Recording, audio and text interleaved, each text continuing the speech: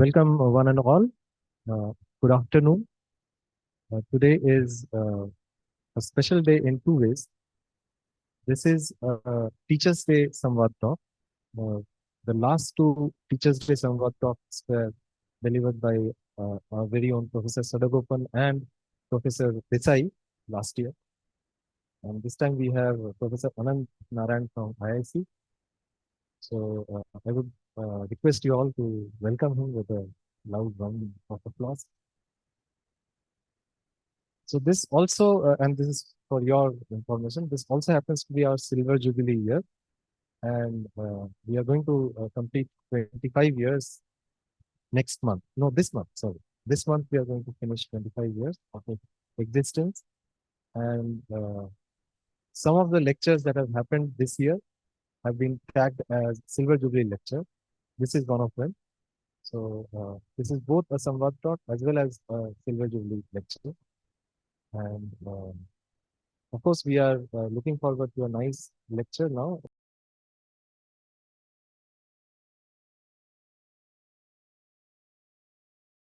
Good afternoon, everybody. It's a pleasure for me to be here, and I didn't realize that my responsibility has kept going today.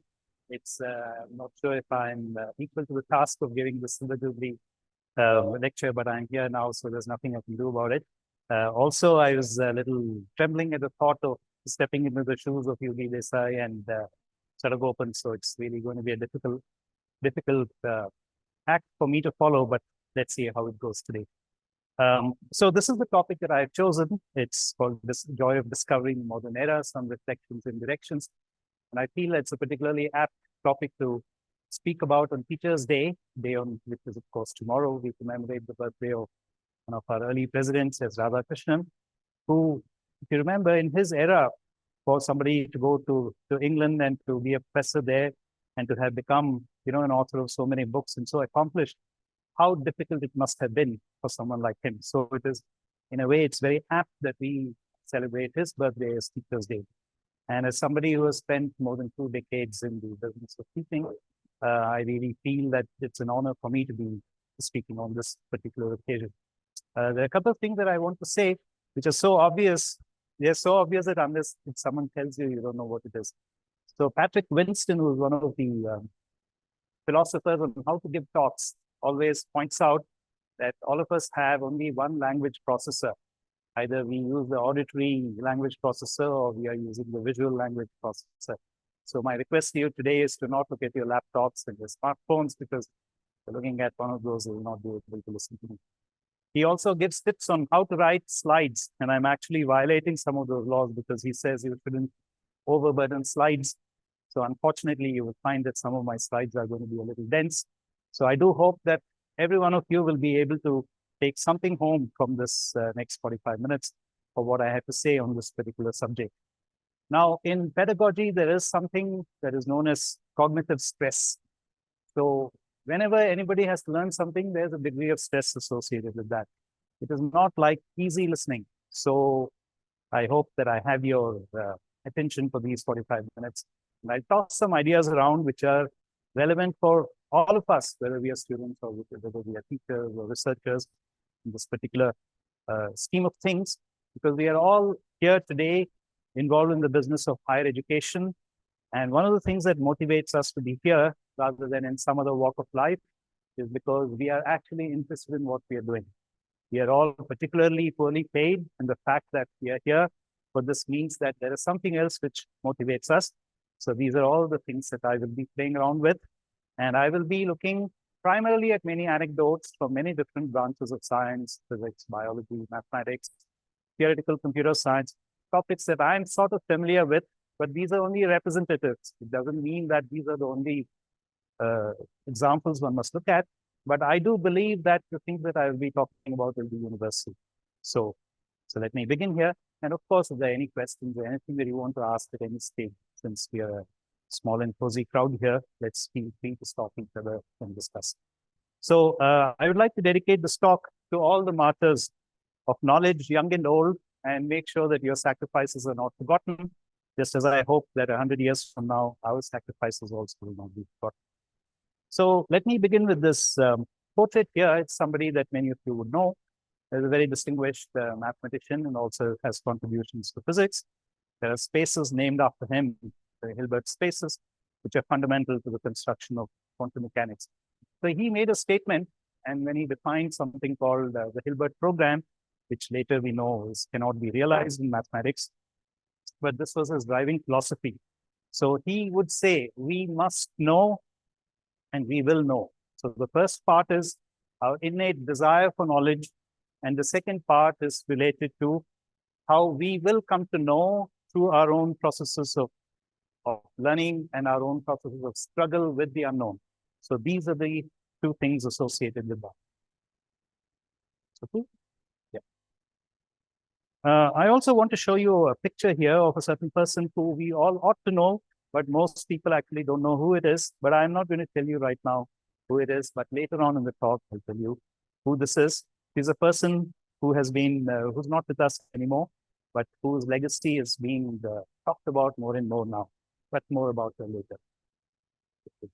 So I want to start with this particular picture that many of you may have seen in the popular media. This comes from a certain observation or observatory, which is known as the EHT, or the Event Horizon Telescope, which is a collection of telescopes which gathers data from many different parts of the electromagnetic spectrum.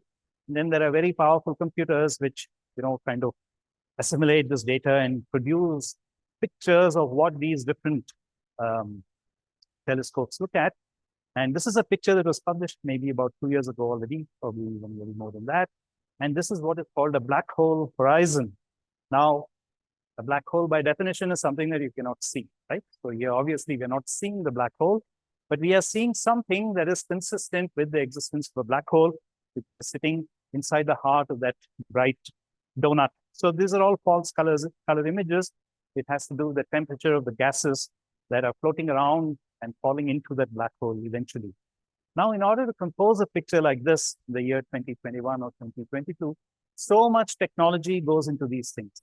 Satellites, telescopes, computers, all kinds of things. So we are living in an era where there is so much of cross-fertilization in different communities talking to each other. Astrophysicists talking to physicists, talking to instrumentation people who are talking to satellite engineers, and so on. So this is the kind of era that we are living in, and some of the most dramatic discoveries in science and engineering. Now, I don't want to say science all the time because it is also an institute of technology. None of this science is possible without science and technology marching hand in hand. So these are also very large collaborations, large numbers of scientists in many different countries, many different organizations who work together. It's a very collaborative thing. This is something that defines the era in which we are working. There's another discovery a little earlier associated with an experiment called LIGO, which is a laser interferometry gravitational observatory. You must have all heard about this. And again, these days, the style is to have a press conference at which the lead scientists actually give a press conference, which is, televised across the world and web streamed. And we also actually watch the live web stream. And in this particular case, the announcement was that of the discovery of gravitational waves. This was about 5 or 6 years ago. Now, gravitational waves are something that you must have all heard of. It's actually a prediction of the general theory of relativity of Albert Einstein, and it was made about 100 years ago. Now, these gravitational waves, whose discovery was announced on that particular day, had to do with the observation of the merger of two black holes, one of 36 solar masses and another of 29 solar masses. Now, 36 and 29 add up to 65, but the new black hole that was formed was only 62 solar masses. So the question is, what happened to those 3 solar masses? Can you imagine 3 solar masses? Solar mass is the mass of the sun. So 3 times that just vanished into energy. And within the space of a few milliseconds, if I'm not mistaken, that's the time scale that we are talking about. So you see, in the field that we are talking about, we have cosmological and astrophysical scales, which is of the order of solar masses, tens of solar masses. And the time scales are those of atomic physics, right? Milliseconds, things of the sort. So you can imagine what kind of an era we are living in, where science is no longer tabletop things that we were accustomed to, And people like Balaji and I used to go to school. We used to do potentiometer experiments. It's a completely different world in which we are living in now. So those gravitational waves caused by this energy from these three solar masses disappearing into energy is what was detected by this particular experiment, which had two stations in the US, one in the state of Louisiana and one in the state of Washington, separated by many thousand miles. So this gravitational wave which came from this merger hit one of them, then it propagated and took the other one, and then they could see the way in which the interferometry patterns were set off in each of these stations. They were matched with each other, and that's how the discovery was announced. Many, many other cosmological phenomena have now been observed, such as mergers of neutron stars. And most recently, about a month ago, they also claim to have observed something called nanogravitational waves. This is a merger of much smaller black holes. The entire universe is filled with this particular chirp of these black holes, which are being formed in which rattles space-time. I'm also happy to say that India will also be a part of this experiment. It's called Indigo. There's one of the stations of this LIGO experiment, and it'll come up in Maharashtra pretty soon. And this led to an award of a Nobel Prize. A Nobel Prize is only something that I'm mentioning because it catches the popular imagination. There are so many branches of science where there are no Nobel Prizes. It's just something just to enthuse for the population. The other thing that I want to say is that the scales of discovery. Now, these are the people who are associated with the objects that I'm talking about: Albert Einstein and Schwarzschild, who first solved and obtained the static black hole solution.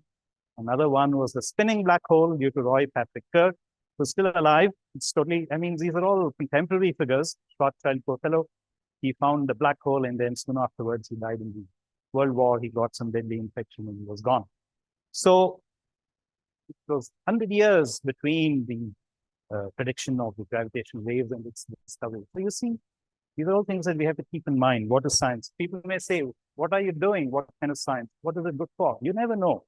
The same thing when it comes to blue sky research that people do, let us say in so many tech companies. You do support ideas because you don't know which idea is going to bear fruit and when. It's very important for the human mind to be constantly kept occupied rather than just looking at bottom lines or company quarterly reports. So how do these scientists talk about their work? How did they think? What were the problems that they were looking at?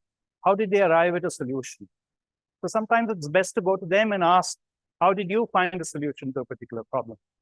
Not that anybody asked Einstein, but he decided to say it on his own. And these were his words. So he was saying how he discovered the equivalence principle, that I was sitting in a chair in the patent office in Bern, and all of a sudden a thought occurred to me. Now, many of you may not know that Einstein didn't have an academic job at the time. He did some of his most famous work. In those days, jobs were very hard to get. Besides, he was of German origin and living in Switzerland, so he didn't have proper, H-1B or J-1, God knows what they had in those days. So there was a while when he was actually even stateless and was not really eligible for jobs, but still, certainly not for academic positions. So he had a job in the patent office. You'll see many pictures of Einstein standing because they won't give him a chair. So he would have to stand and do many of his calculations. You have to think, the kind of era in which these people lived, the way in which they did their work. So anyway, returning to his equivalence principle, he says, if a person falls freely, he will not be able to feel his own weight. I was startled. This simple thought made a deep impression on me. It impelled me towards the theory of gravitation. So, there was this idea of gravity and of acceleration. And this man, thinking about it, thinking very hard, he was able to unify many of these into what is called the equivalence principle.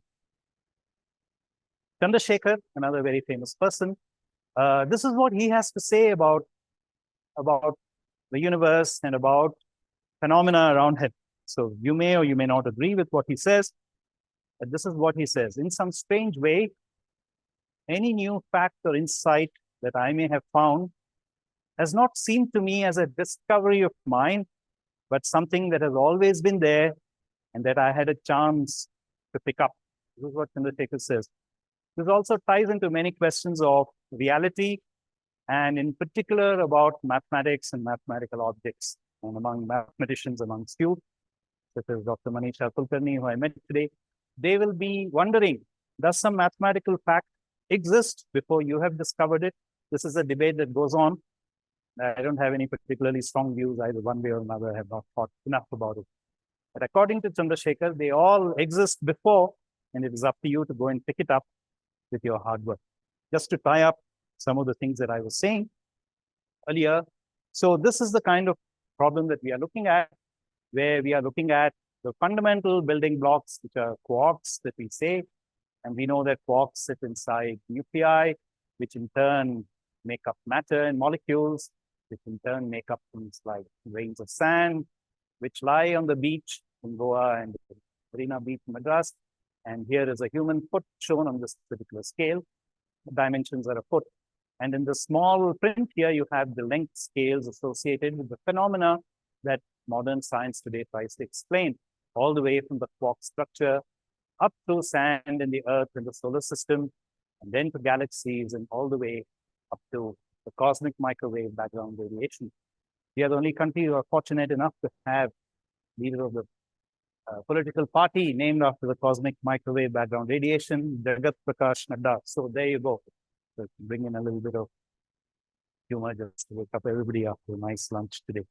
So anyway, there you go. So modern science today tries to unify all these things, whereas human life is confined basically to these scales, right?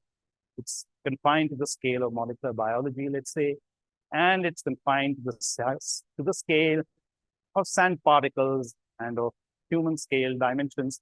Of course, we are also interested in the planetary health.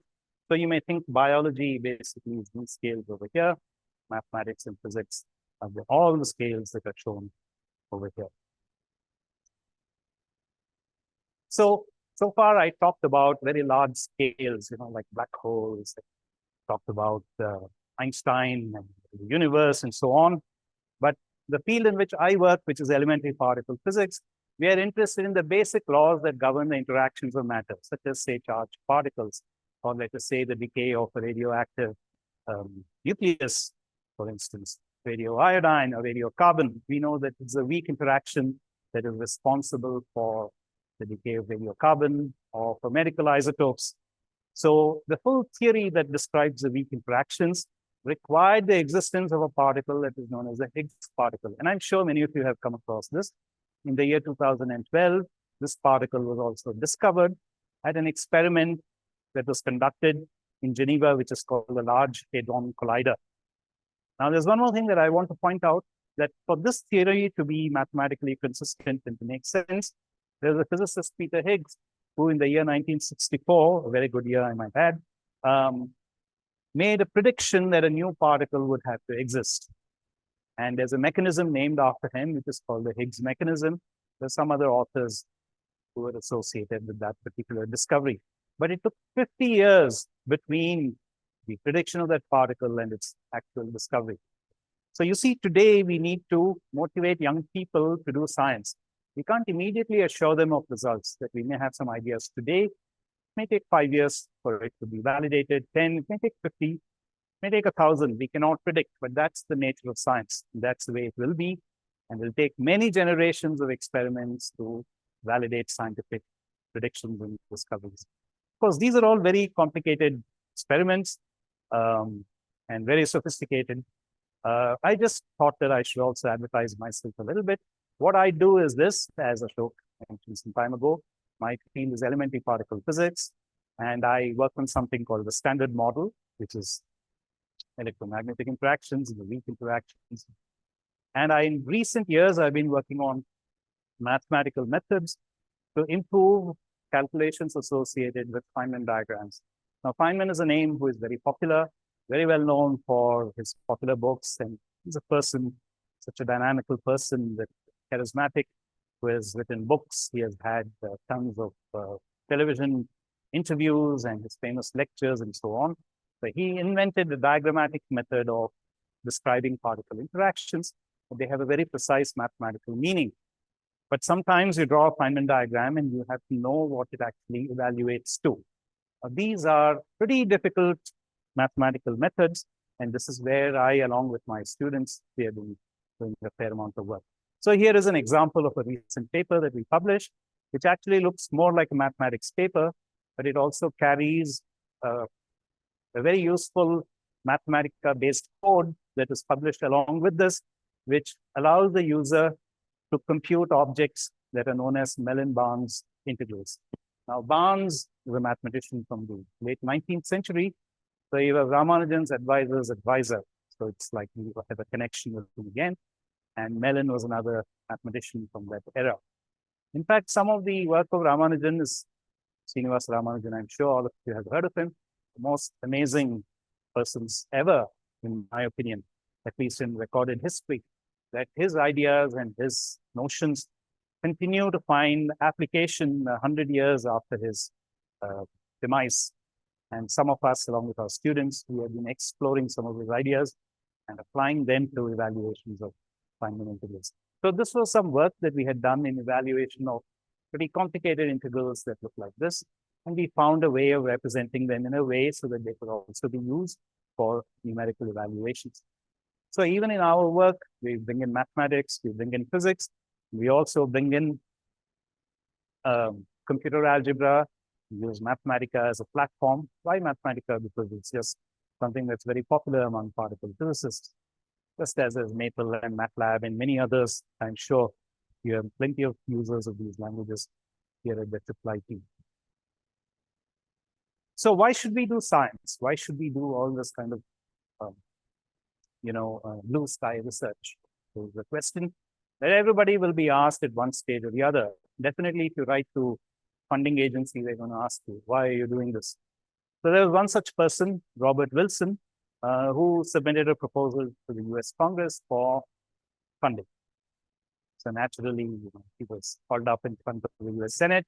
And then there was a Senator Pastore, who chaired the committee and said, okay, Mr. Wilson, now tell me, what is all this good for? Will it have any defense implications? That's a normal question that any government will ask anybody when you submit a proposal.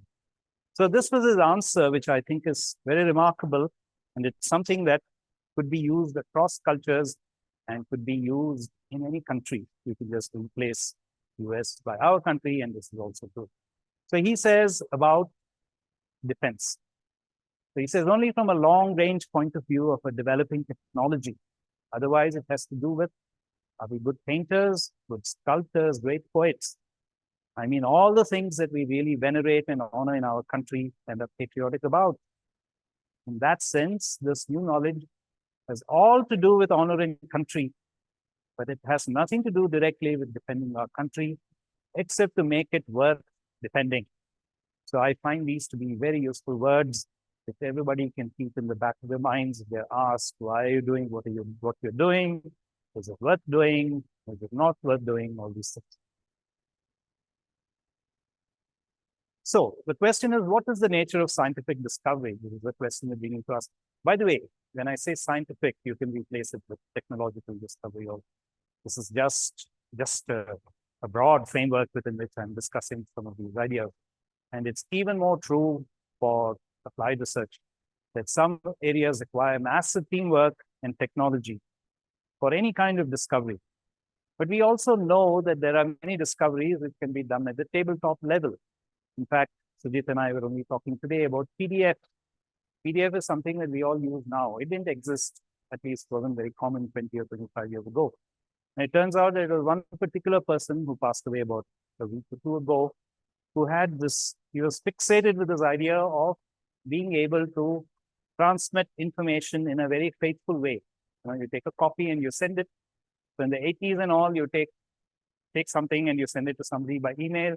But the other person has got a highly corrupted version of what was sent. So this used to bug him. So later he was one of the founders of Adobe also. He figured out a way in which you can have this kind of error-free transmission of PDF document format. That's what it's called. The work of one person. So even one person who has a focus and something bugging him or her, they can go after it and solve that particular problem. In physics, there are examples like discovery of graphene. There are objects called topological insulators. And these are made possible by advances in technology on the one hand, and single-mindedness and perseverance on the other.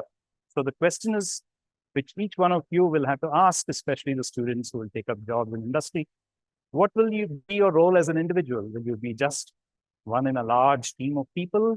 Or how do your ideas, how are they going to come to the forefront?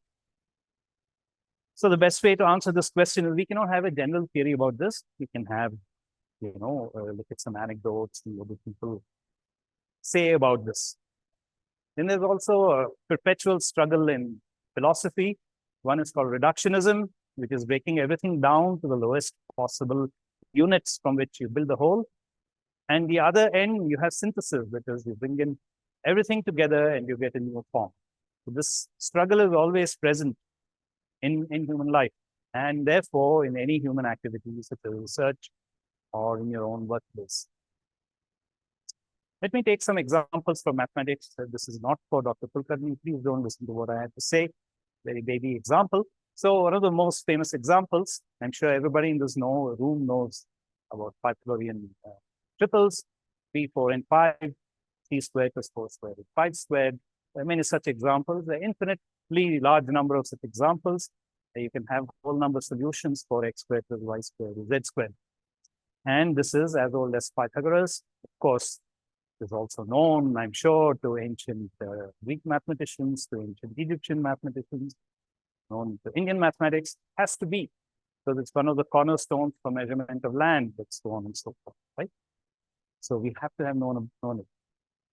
But nobody, or at least nobody in recorded history, has thought of a generalization of this to other powers. Instead of having a square, can you have a cube? Can you have whole number solutions for x cubed plus y cubed, the z cubed, x to the 4 plus y to the 4, z to the power 4. So this is something that this person in the left panel, Pierre Fermat, in the year 1637 or so, I think. So he claimed that no such solutions exist for any case except 2.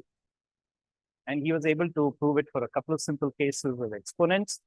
And later in the 18th and 19th centuries, for many special cases, it was proved. And this is what was called Fermat's last theorem, which remained unsolved till about 25 years ago.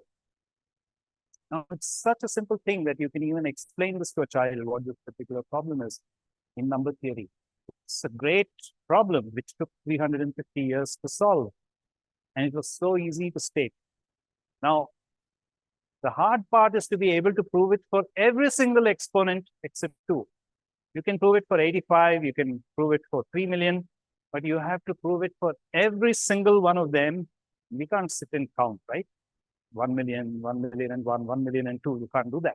You have to have a general proof for every single exponent. And believe it or not, it was eventually done by this person, Andrew Wiles, and he used some conjectures due to these 2 Japanese mathematicians.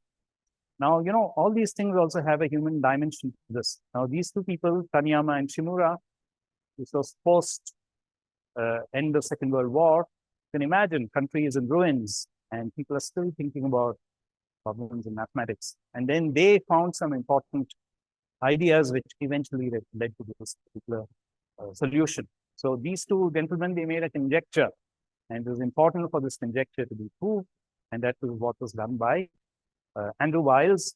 And there's a very nice interview of his on BBC, which I'm sure is available on YouTube. There are also a couple of very nice popular books written on his particular work, where he describes how he went about trying to find the solution, and how, when he finally hit upon the solution, the kind of joy that he got from that particular experience. Here's another example from mathematics. This is Gregory Perelman. This is one of the only photographs of him available, because he disappeared from public view after announcing the solution to a particular problem that he was interested in, which is named after Henri Poincaré, a very important mathematician at the end of the 19th century, who talked about taking surfaces that are arbitrarily crinkled in various dimensions, and he wanted to show that every surface, no matter how crinkled it is, eventually becomes like a ball, like a smooth ball, loosely speaking. So this was proved for virtually all dimensions except for 3. And he had to take many ideas from many different branches of mathematics and physics in order to prove it. And then, of course, mathematicians are, of course, different kind of people, one might say. He was eligible to win $1 million, but he said, no, I don't want it. And he also turned down the highest honor among mathematicians, which is known as the Fields Medals. So this is the kind of problem that makes, the kind of story that makes mathematics very appealing. Now, since I'm at the IIIT, I must speak a little bit about computer science. There's a problem, which is an old problem, which actually has its roots in quantum mechanics. It's called the Cadison-Singer problem. Very hard to say exactly what this particular problem is, but the people who solved this problem related it to something called Ramanujan graphs. Now, you see, Ramanujan could not have imagined that some of his ideas, which is 1920s or even before that, could possibly have a bearing on solutions to problems 100 years later. But no, some of his ideas generated more techniques, and it was this particular problem. Now, if you see what is on the left and what is on the right, what you have is a certain number of nodes and a certain number of links connecting these nodes. In this simple case, you can see that this is actually equivalent to this. You can rearrange all these dots and reorganize them like that, and you can show that the links over here are equivalent to the links over here. Now, imagine that the number of nodes grows to a very large number. You can't sit and start counting how many ways in which two particular graphs, are they the same or not? That is a particular problem that you have on hand. So to check this is basically the Cadison-Singer problem. And it was done, and it arose in this particular case in quantum mechanics, and it was solved by these three people, Marcos Spielmann and Nikhil Srivastava. I'll say a few words about him a little later also. Now, everything that I've said so far is very heavy on maths, physics, computer science. So this would give the idea that this is only confined to these sub-disciplines. Not true. There are so many other fields of science which are just as challenging, which had, diverse amounts of data, which didn't make any sense until somebody came and gave order to those things. Leading examples such as the theory of evolution suddenly put everything into perspective, thanks to Charles Darwin and one or two others of the same period who worked on different kinds of life forms and how they could have possibly come together. Now, in those days, they didn't have as much data as we do. Today, there are large numbers of fossil fields that are found in many parts of the world. There are in China, there is in North Africa, there is in Canada, and so on, where you actually see, in fossil fields, different kinds of life forms and different layers of shale or in slate or clay. You can see the actual evolution of life forms. But at the time Darwin did it, it was only the power of his mind and with very scant data that he had to do it. Now, if you think about Mendel's theory of genetics, what an amazing discovery it is that all living creatures receive their traits from the previous generation as coded by the theory of genetics through the chromosomes and so on. Until this time, people really didn't have any idea of where it could come from. And he did a series of controlled experiments in order to show that. We also now know things like continental drift, ice ages. These are all amazing discoveries. Pasteur's theory of microbes. It's the same theory that leads to both diseases as well as curdling of yogurt. If you think of it, such diverse phenomena being united is one of the goals of science, to be able to make sense of the world around us. Not necessarily the natural world. For instance, Shannon's information theory, it's not related to the natural world, but information. So he codified that field. And so on. There are many examples of this type. Most of the examples that I've talked about, you may think, has to do with only men. But that's not true. We should also keep in mind that women have also contributed to the growth of science, growth of civilization, growth of history. Of course, because of the patriarchal subjugation, the numbers are much less, but it's good to keep in mind that there have been many women who have contributed. Anthropologists say that even agriculture was probably invented by women. metallurgy was invented by women. The experts who have reasons for believing this. Computer science, this institute, the home of computer science, as a field, is said to have been founded by Ada Lovelace. Modern algebra today, Henry Noether is considered as the founder. You all know about Marie Curie, the only person to have won 2 Nobel Prizes in science, the discovery of radium. And this is the answer to slide number 2. This is a picture of Cecilia Payne, who's a person who actually figured out the stuff in the universe and also more so in stars. There's a belief that the composition of the sun and so on is similar to that of Earth, but she proved that it's mainly hydrogen and helium. Then one of the important problems, again, I bring back Hilbert's name. Hilbert in the year 1900 proposed 23 important problems, many of which were trivial and proved. Many today are still unproved. But one of his problems, which is known as the 10th problem, was the most important steps were found by Julia Robinson. And then these were the remaining steps were completed by others. Many, many other examples. Now, all of you know about dark matter. The universe, there is dark matter everywhere. Obviously, we can't see, but dark matter is necessary, for instance, to keep the Milky Way together. You know that there is a disk of the Milky Way, and there is a bit of a bright, central region, the bulge, but it's not enough to keep the Milky Way together.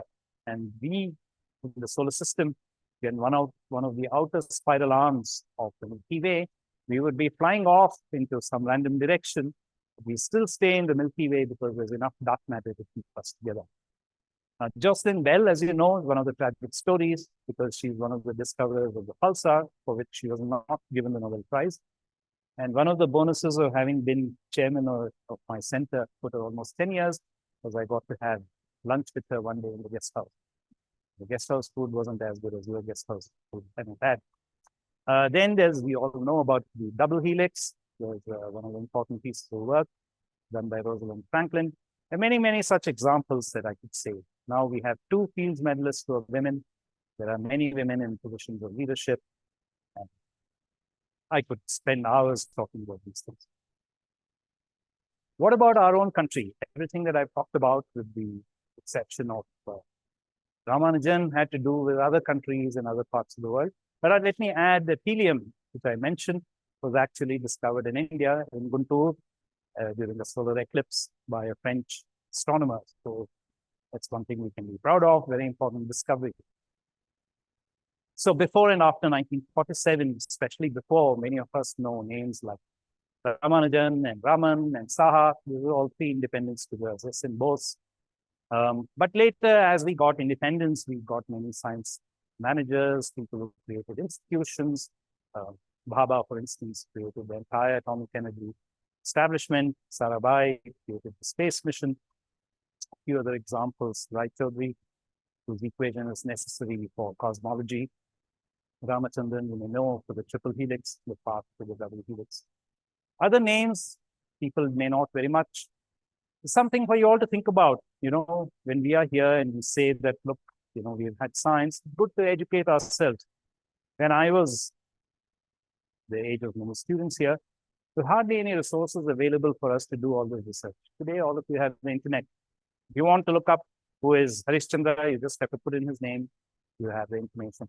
There are many names that ought to be known but are not known, such as Birbal Sani, Janaki Ammal. Here are some names. There was mathematicians.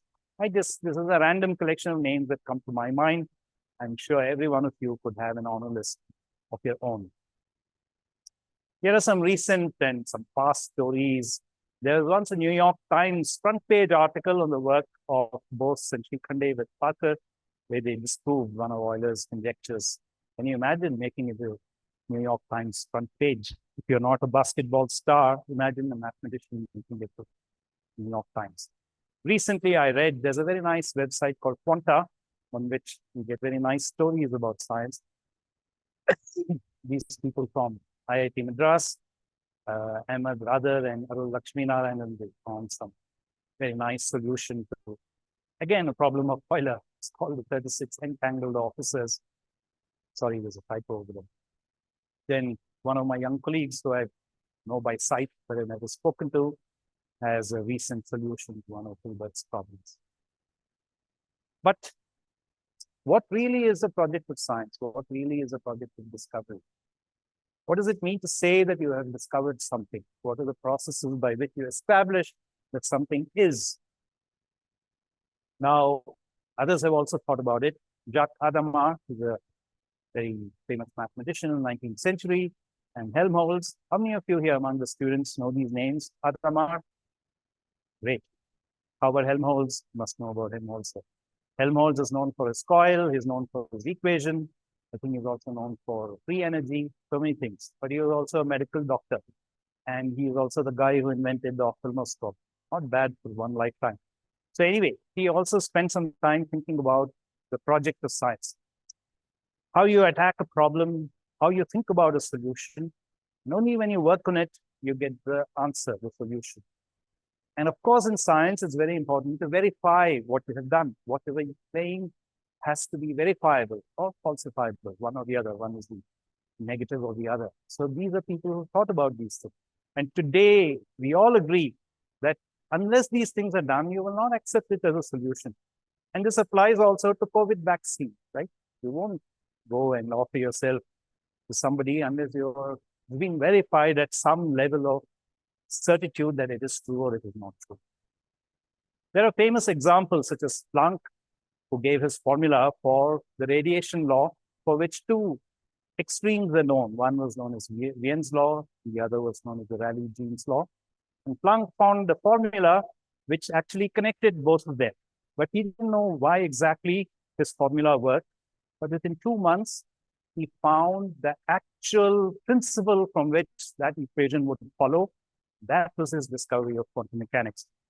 And I think that in the modern mind, and I'm going to make a controversial statement, that many regard Einstein's work as truly revolutionary. But in terms of our day-to-day life, it's quantum mechanics and Planck's discoveries that are actually much more important, right? Right from the smartphone, everything is a quantum phenomenon, but he is much less known. Probably he was already a very senior person. He was already 40 when he made his discovery. And until his later life, he actually led a rather normal life as a professor. And in later life, the problem arose because one of his sons was convicted of a plot against Hitler and was actually executed. And Planck was made an offer. You know, if you beg for your son's life, then we will let him off. Being a man of great integrity, he didn't do it, you see. I also want to bring in this idea that scientists also cannot escape the forces of society in which they live. Hadamard, whose name is still here, he was a cousin of Dreyfus. Many of you may have heard of the name Dreyfus. Now, Dreyfus was a Jewish person who had been in the French army, but later he had been accused of treason. And there was a long case, and Émile Zola wrote a book in his defense, which is called J'accuse. Hadamard was a cousin of Dreyfus, and he fought for his cousin, you see. You have to stand up for principle, even as an individual and as a person. You just go with the flow. Henri Poincaré, who I mentioned earlier, his cousin was the Prime Minister of France during the First World War. So they came from a very influential family. And as you know, the First World War, France really got rammed. So, you know, everybody gets caught in the forces of society in which they were. This is the word eureka. How many of you know the word eureka? Of course, the water purifier. But anything beyond that, eureka. Well, Archimedes is supposed to have jumped out of a water tub when he made his great scientific discovery. But what if you don't have a bathtub? Are you kind of destined to never make a great scientific discovery? No. Poincaré, for instance, he was working on a problem for a very long time, and he describes how he got his eureka moment when he was stepping onto an omnibus. Solution to a problem that he was working on flashed upon him suddenly. So whenever you're thinking about problems, you have to think about them very hard. There is no escape from that. Because this again gives the idea that eureka, some people describe that moment as a moment of epiphany, which is kind of a religious notion that suddenly you've had a profound revelation. But it comes not because of divine Okay, so that was Poincaré talking about his Eureka momentum, about epiphany. Now, the only Indian word that I know which is very close to this process of learning and revelation is Riyaz. It's a very beautiful word that I think is the most suitable for this particular thing. That kind of devotion that you need in order to reach epiphany or your Eureka moment. Many of you already know this example of the Kekule. How many of you know the name Kekule? So he's a person who's supposed to have found the structure of benzene. He was thinking about this problem for a very long time. All of us know C6H6 in school. This has been dinned into us. We also know that carbon has valency of 4. How is it possible for benzene to form? And that's how he got the idea of a snake gobbling its own tail. It's a story, but we don't know how good the story it is, how true the story is, but it's a good story for sure. So Max Planck also has the following to say on his discovery of quantum mechanics, that this is again relates to the statement of Chandrasekhar that we had right in the beginning. The outside world is something independent from man, something absolute, and the quest for the laws which apply to this absolute appeared to me as the most sublime scientific pursuit in life. This also ties into the question that I had posed in the beginning. Why is it that most of us do, what we like to do? And this is the kind of moment that we all work for. So how to work for this? So this is something that I could give a lecture on. But this young man, Nikhil Srivastava, now I shouldn't be somebody who's only quoting very old people or people who are no longer here. I should quote people who are younger than myself. So this Nikhil Srivastava, in an interview, he said the following, that he does not believe in being a mega workaholic. That is, the human brain also needs a chance to relax and to, reorder itself for the networks and the synapses to do. And you also have to enjoy what you're doing. So Nikhil says you should have short spurts or focused high quality work. Of course, what is to do? Decide what is high quality work. Each one of us sets a benchmark for ourselves.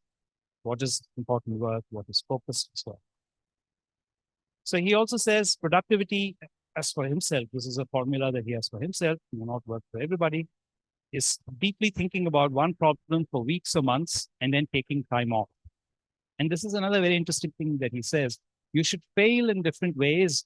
And if you know you've tried everything, you're still failing in the same way, you may have to give up. That is, a solution may not exist. There's nothing which says that every single problem necessarily has a solution. Here are a few more words from a very wise person, Venki Ramakrishnan. So this is what he has to say, and this is true, whether it's in science or technology at the frontier, that it takes courage to tackle very hard problems in science. And he also says, and this is very important, especially in our country, where we always want our children to be junior idols, and we want our children to be in spelling bee competitions and this and that competition. We do not want science to be converted into a contest. It should be something that's very nice. It should also be enjoyable. And this is a new thing. Earlier, science became highly specialized. Today, it is becoming more multidisciplinary. Every single institution in the world, I'm sure, now starts to use the word multidiscipline, multi-this, multi-that. And it's important because we never know how techniques from one idea, from one field, will help you in solving problems in another field. Steven Weinberg passed away about 2 years ago. He wrote a very nice article in Nature on how to do research. So this is the advice for young people. No one knows everything, so you need not know everything to start doing research. Otherwise, you start reading books, there's no end to it. So you have to learn a basic minimum and start doing your research. And he also says that you should aim for rough water. This is the same thing as what Venki Ramakrishnan is saying, to work on tough problems. This is Weinberg says, forgive yourself for wasting time. I'm not sure I agree with that, but anyway, that's his point of view. And he also says that you should learn something about the history of science. He doesn't say why, but in my opinion, you should know about history of science because you know what are the problems of the day. How do people think about these problems? And what is it that others did before you? How did they fail? What were the trials and tribulations that they went through? Another thing that I think on Teachers' Day, it's important to emphasize for teachers and for future teachers and students. Communication skills are very essential. Writing research papers that are clear, straightforward, which others can understand, not writing things in a roundabout way. Nobody knows what they're really saying. Simple, clear way of writing. This is also an era of multiple modes of communication, personal and electronic on a huge scale. In the old days, people would write a letter, and then it takes 1 month for it to reach the person at the other end. That person may not open the envelope for 2 weeks and then replies. It's not like that. Now the e-folding time is of the order of days or even hours, sometimes even minutes. Communication is extremely important to be able to handle all these things. And we have to be able to do it in multiple ways, as I am doing right now, and I hope 5 minutes from now, as you will in the opposite direction. And this is going to be even more important in the future for young people. Communication skills are going to be extremely important. I'm not saying that you should communicate garbage. Whatever it is you have, good ideas, you have to be able to communicate it well. And there's no excuses saying, oh, I really didn't know, my language is not so strong. Nobody will have time for all that. And this is something that I wanted to mention. I was talking to Sudhir earlier today. It's not just that we talk to one another in this closed room. We need to talk to people in other spheres of human life, such as artists, poets. How do they create? What can we give them? What can they give us? All these sectors of human life are all compartmentalized, in my opinion. It's not a good thing. We have to be able to work across these problems. And I think today we are in an era where no matter who you are, you cannot avoid using the computer. Even artists, whoever, you have to be able to use these things. Many of the mathematicians of the present era, the famous ones, Terry Cow, Timothy Gowers, all these people, they try out many ideas in the computer. They call it experimental mathematics. Sounds a bit bizarre, that mathematics experimental. You have an idea, you try it out for some examples and say, oh, that may be a pattern, and then you look for the general theory and the general theory. And these are things that I've already mentioned before, how in India today, science, engineering are on an unimaginable scale compared to what it was in the 50s, 60s, or even 70s. However, all the anecdotes that I mentioned rarely involve any Indian people. We don't tell each other what we have been doing. How did somebody make an important discovery? It's very important to begin this particular discovery, this particular activity. Scientists, engineers, we all tell each other, how did we come across a particular problem? How did this solve it? What methods did I use? Oh, I was talking to that person. Oh, I read that paper. Then it occurred to me. One counter example, which again many of you here would know, would be this primality testing algorithm of Manindra Agarwal and his students, no longer students, they're all grown men now, how they got a solution to that particular problem. They have actually written about it. It reads like a nice detective story. One of my retired colleagues, Anil Kumar, he is an expert in nuclear magnetic resonance, NMR. That's what we call him, Anil NMR, because there are 3 Anils in that department. Anil NMR. So he made a very important discovery when he was a postdoc in Zurich, something called the nuclear Overhauser effect in biological molecules. So he needed a machine on which he needed many days of time with nobody else using that machine at a particular time. Guess how he found that slot? He found it over Christmas and New Year. When all the local people were gone to their families, he was busy in the lab and he writes about how he was able to get the data that he wanted and how he analyzed it. Another very beautiful story. But I could only find 2 such stories. I have no idea what the others were. All those people in National Institute of Nutrition and other people who work at All India Institute, I have no idea how they make their discoveries. If you do, please let me know. Having said all this, I should tell you a little bit about myself today, since I have been given this podium. I can remember 3 or 4 instances when I have had my own eureka moments. One paper, which is part of my PhD thesis, which has become very well cited. I had written a program to solve a particular problem in what we call supersymmetric unified theories. So it had a big loop with Fortran and keep coming out, but didn't find a solution. So I went away for a couple of hours and the machine was running. Suddenly it started giving answer. I found the solution, found the solution. So I remember that, which is now over 32 years ago. And then when I was a postdoc in Ahmedabad, mentioned, I found a way in which a particular thing that was bugging me for many weeks, I found, this is what I need to do to get the solution. So there were one or two such examples. Once when I was waiting for my family to get back to the car, one particular interview that I had to compute. And also, I think a lot of science is actually pattern recognition. If you do a lot of puzzles, and I started doing chess puzzles in the year 2010, and I think it helped my brain recognize things. And I think that that's a great way in which people can improve their pattern recognition skills. Maybe you can take up Go instead of chess, but that is my choice. So anyway, in the last 2 minutes that I have, my own advice for young people on Teachers' Day is you should follow your hearts. You have to do what you like. Don't get trapped in a situation where you really dislike what you're doing, and you should be very happy you're able to do what you like. You are contributing to the human endeavor of research and discovery, because without that, there is no tomorrow. Everything will be dull, boring. However, it requires a lot of patience. And as Edison said, genius is 99% perspiration and 1% inspiration. I also have a couple of references for you. Richard Hamming, who's also in the Manhattan Project, as part of the mathematics group he's written a very nice paper for you and your research. It's also available as on YouTube. The transcript, he's speaking like I am today, where he talks about how to select problems, how to work on them, and so on. That's his point of view, but certainly something for you to keep in mind. And sometimes you say, oh, I got lucky. But what is luck? So a definition was given more than 2,000 years ago, that luck is what happens when preparation meets opportunity. It is if you're not prepared and you're taking it easy, no matter how many opportunities are presented to you, you will not be able to use them.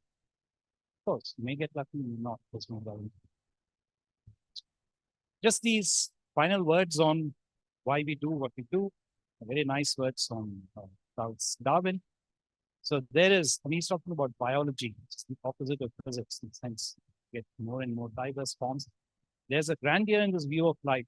He's also playing with two ideas, one of simplicity and one of complexity. There's a grandeur in this view of life with its several powers having been originally breathed into a few forms or into one, and that whilst this planet has gone cycling on according to the fixed law of gravity, it's so simple a beginning, endless forms, more beautiful and most wonderful, have been and are being evolved. So let me finish again with the words of Hilbert that I started with, this time in German. We must know, we will know, which actually appear on his tombstone, headstone of his grave in German. Wir müssen wissen, wir werden wissen. So this is what all of us should be motivated. Thank you so much, sir, for the talk. So my question is, from a PhD student's point of view, because we have a very fixed time for our project, the entire thing, and between that, we need that eureka moment to happen. So it's a little bit difficult, like selecting the right problem, or are we going in the right track? So is there any way to, anything we can do about that, or any comments on that aspect? I also have my PhD students, so they are also probably struggling with the same question. I don't think anybody can promise anything, and you have to keep working. And I'm sorry to say, but this field, all our field, they require a lot of dedication and hard work. And you have to really focus and find a particular problem and keep on working on it. And of course, this is my opinion. You have to work on a couple of different things also, so that one of them doesn't click with the others. So yes, these are all time-bound projects. What can we do? That's just the game. So you must also engage very strongly with your advisors, talk to them, ask their advice.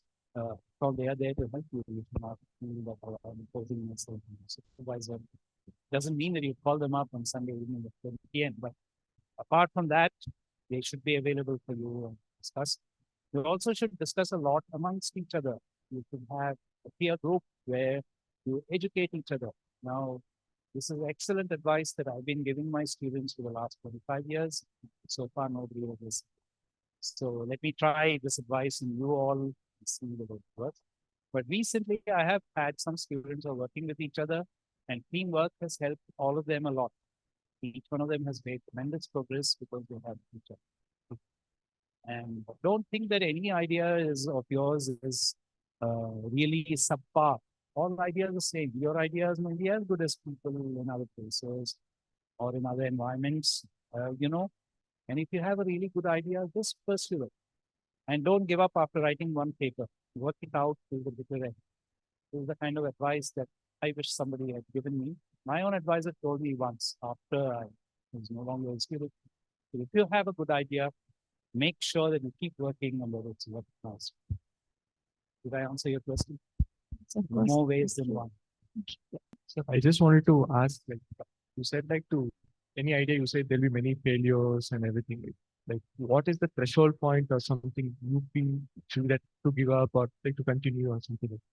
Your perception, what is the threshold point? Till what extent we need to pursue it and then we give up on it? Or See, that's the reason for which you have an advisor. The advisor and you together, you have a partnership who will help you decide what is what. And of course, your own peer group. And, you're reading some papers. When you're reading a paper, you're in communion with the author of that paper. Okay. I mean, in a kind of ethereal way. I don't mean a way. To that extent, when you're reading somebody's ideas, they're also talking to you and they tell you what the direction is and so on. So they may have proposed a direction, you may have pursued it, not to the bitter end when you try something else. So there are ways and methods by which you do this. You also have a peer group. You have colleagues in other places. You are connected by email. Say, look, I tried this, it would work. Or you write up a paper and you submit it to the journal and let the referee say, this is enough, this is not enough. That element of professionalism would help you a great deal. Okay? So don't just give up like that. You may have some partial results, then you try to see how best to express them. And, as Mr. Maharanobis just said, you have only a fixed period within which you have to demonstrate some results through publications. You have to define for yourself your own milestones, your own goals, and so on, and you try to meet them. It's like any other profession, right? If you are working in a hospital as an intern, you have to see X number of patients a day, and you have to give that many number of medicines. Similarly, you can set goals for yourself. Like, hey, here is this particular code that I need to finish. I need a performance at this level. It has to be 5% faster than an existing code. So you have to evolve methods. I don't know what field you're in, but I would think roughly that.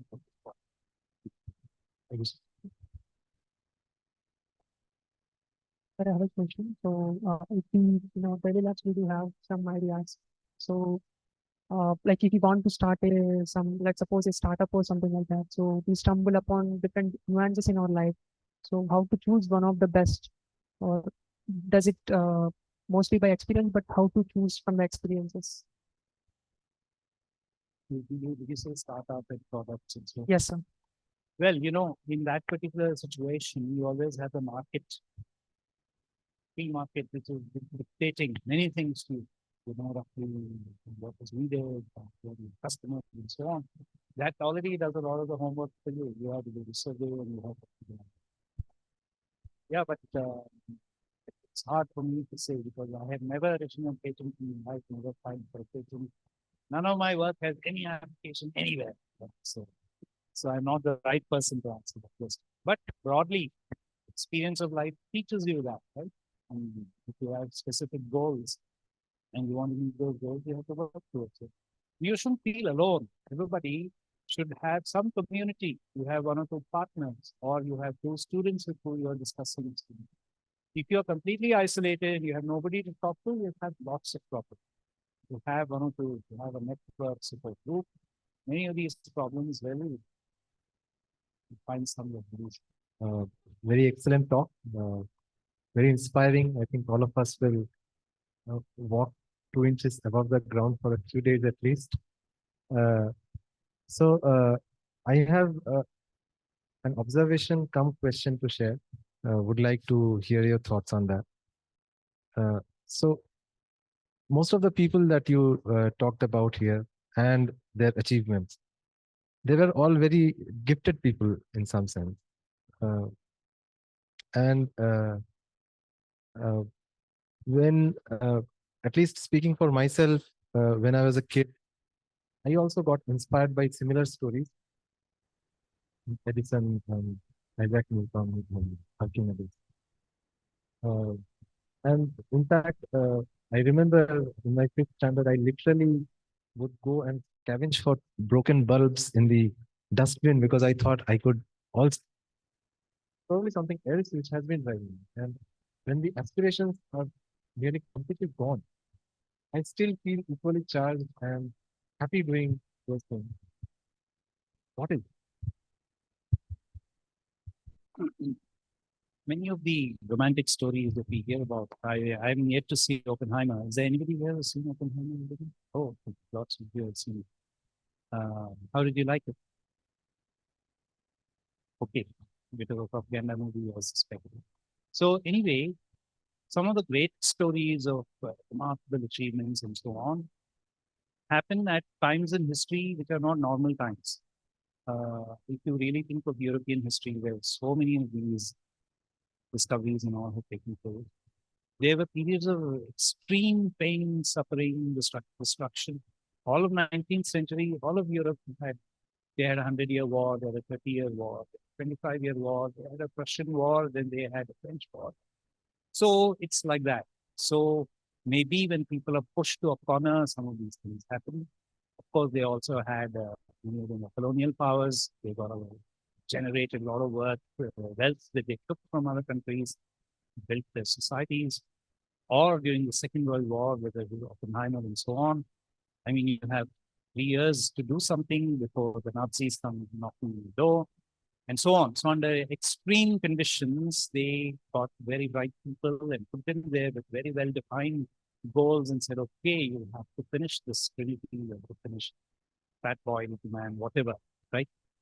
That's not what we want, ultimately.